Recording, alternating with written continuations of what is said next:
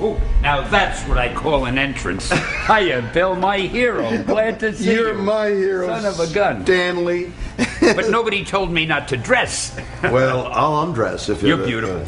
Stan, it's so good to see you. Good to be here. We worked together on Tech War. Mm-hmm. You won't remember this, but you sent me a Christmas thing, a postcard, and you had drawn it, and it's a favorite. I've got it framed, and it's on my wall. Really? Why don't you try selling it? It's got to be worth $1 or $2 by now. Hey, if I sign it, it'll be worth $3. So, it's a pleasure to see you for a number of reasons. All of us in America and Canada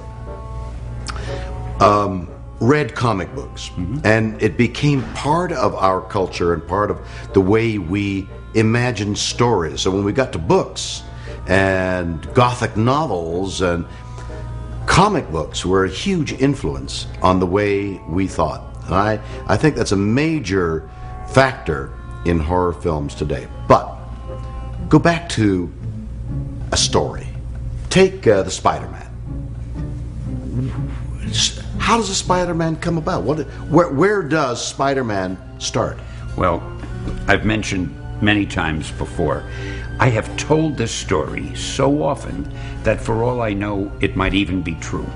But it is really... See, when I came up with these various characters, I never dreamed that they catch on the way they did, that someday I'd be speaking to William Shatner in a TV studio, and I mean, I just and did having the largest film that ever well, that too, box office. But so I just would write the thing, give it to my publisher, and hope that he would say okay, hope it would sell, so I'd keep my job and I'd keep getting my salary. And I didn't write down, I got to remember, how did I think of it and what was it? And I've got no memory at all. Right. But I can give you a guess as to how it happened. I had already done the Fantastic Four and the Hulk. Now, those two books consisted, the Hulk was the strongest living human being, if you call him human. The Fantastic Four had somebody who could burst into flame and fly, an invisible girl, a guy whose body could stretch, and a monster who really was a nice guy with a sense of humor. And I was thinking, all right, my publisher thought those are doing well, give me another one. So I figured, where do I go from there? Yeah, you've already got every character you could think of. So I saw a fly on the wall. Now, I don't want you to think my house is full of flies. It just happened there was one fly on the wall. That year. And I figured, and the big thing with coming up with the superhero, you have to think of a new power, a superpower. Right. And it occurred to me, hey, why not have a superhero who can stick to walls like an insect, you see? Okay, then I needed a name. So I went through a list. Insect Man, that didn't do it. Fly Man, I don't know. Mosquito Man, I got to Spider-Man. Well, you'd appreciate this. It sounded dramatic, sounded a little bit sinister and mysterious. But it wasn't that easy, Bill. It wasn't that easy. And I wanted him to be a teenager, because I've hated teenage sidekicks in stories. I always thought if I were a hero, there's no way on earth I'd pal around with some teenager. Not only are you palling, you have to lug him with you. You have to defend him all the time. And be responsible. And teenage, you don't want to do anything with an underage person. That's right. At the very least, people would talk. You know? And murmur and whisper. So I wanted the hero to be a teenager, and this time he's a hero. He's not a sidekick. The other thing I wanted, because I tried in my own bumbling way to make these things as believable as a superhero fantasy can be. So I thought I'll make him have every problem known to man. He's got to worry about money. He's a little bit of a nerd. Girls don't particularly like him. The guys don't even like him. He has an aunt who's always ill, and he has to worry. An aunt being a good idea for a Spider-Man. Oh, I didn't think. Very good. I wish you had been with me when I was doing those I'd have been your teenage sidekick. Oh, gee, that's funny. So at any rate, I presented the idea to my then publisher. He hated it. The first thing he said was, Stan, people hate spiders. You can't make a Spider-Man a hero. And a reasonable thought, too, that is. Well, he was a reasonable man.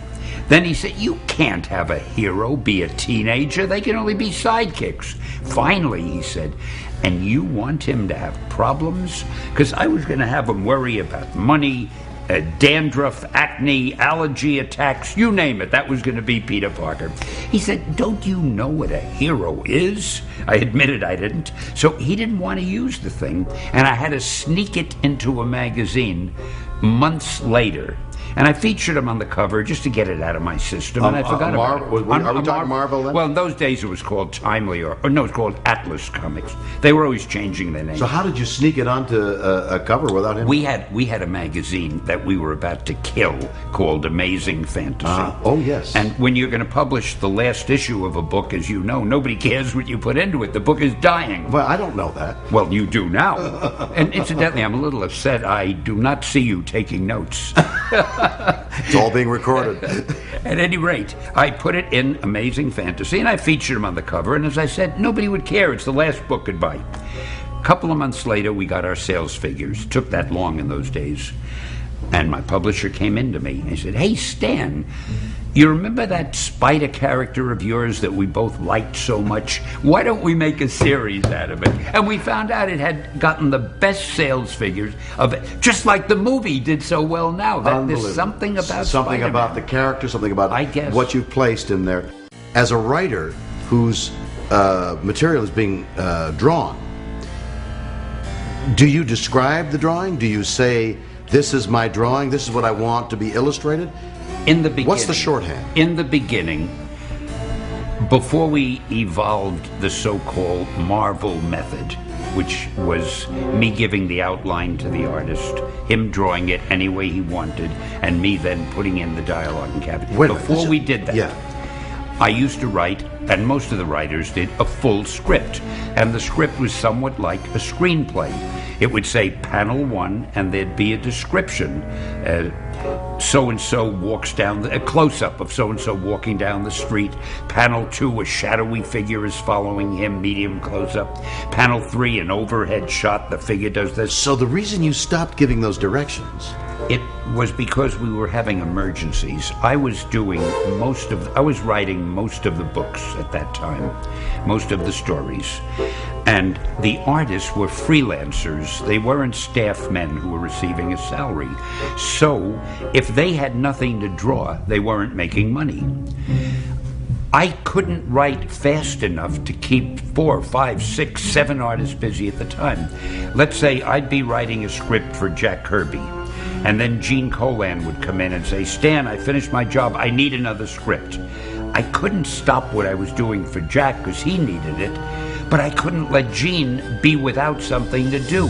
It sounds like a series on television. That's the way episodic television. There's 17 stories in work and everybody's working on it. So what I did, I would say, look, Gene, I haven't got time to write your script, but I didn't want him to have nothing to do and not make any money. So I said, here's what we'll do. Here's the idea that I have in mind for the next story. I'd like it to have this villain, this is the problem, this is how he solves it, blah, blah, blah. You go ahead and draw it as best you can within 20 pages. Bring it to me, I'll put in the copy. So Gene went off, he was now busy, and I was still doing the script for Jack. Then Gil Kane came in, and he needed a script, and I'd say the same thing. Wait a minute. Yeah. I sound like a comedy routine. But wait a minute, like Jack Benny. But wait a minute. Well. How you say to a guy, here's, the villain is going to climb the mountain, and the hero at the top of the mountain rolls a rock down. That's just how I said it. You did that very well. So he says, okay, and he draws somebody going up a mountain with a guy behind the mountain ready to roll a rock down. And you, at that point, have no idea what the dialogue is? No. So now he hands you these panels, and he says, here it is, just what you asked for. Write it. And by this time, you can't remember what the story was because you've done 7 others. I could hardly remember who the guy is. Okay, so the guy says, who are you? And what is this? And he says, this is a panel you asked me to draw. Now you have to think of dialogue? But that's the easiest part. It really is. In fact, it's easier than doing a complete script. Now think of it, Bill. You're doing a script from start. You're looking at a blank sheet of typewriter paper, and you're imagining the characters, what they're doing, how they look, what they're saying. An artist brings you the artwork, and you get a guy who's like this. Well, you know he's angry, Right. and you know you're going to put some angry dialogue in. Right. It makes it easier. But you don't know what he's angry about. No, I'll think of something. Well, yes, I do, because these artists are good, and they would tell the story in pictures I see. in a pretty comprehensive way. And We only 20 use- pages, right? Yeah. Is that was the Well, some were the- 20, some were 22. But the It was an parameters average. were in that 20-page area. You said, here's our comic book is 20 pages, like our episode tonight is an hour and a It's an half. hour and a half, And we got to fill that hour and a half. Exactly. We got to fill these 20 pages in an exciting story that launches us for next month as well. Yeah, this better not be just an hour and a half. I have a lot more to say. Anyway, so I would then put it in. Here's the funny thing. I found the stories turned out much better that way than when the writers were just doing regular scripts, because we only used artists that were great visual storytellers. They could conceive of what a panel should look like better than the writer could. For instance, I as a writer might say, I want a long shot of these two characters walking down the street.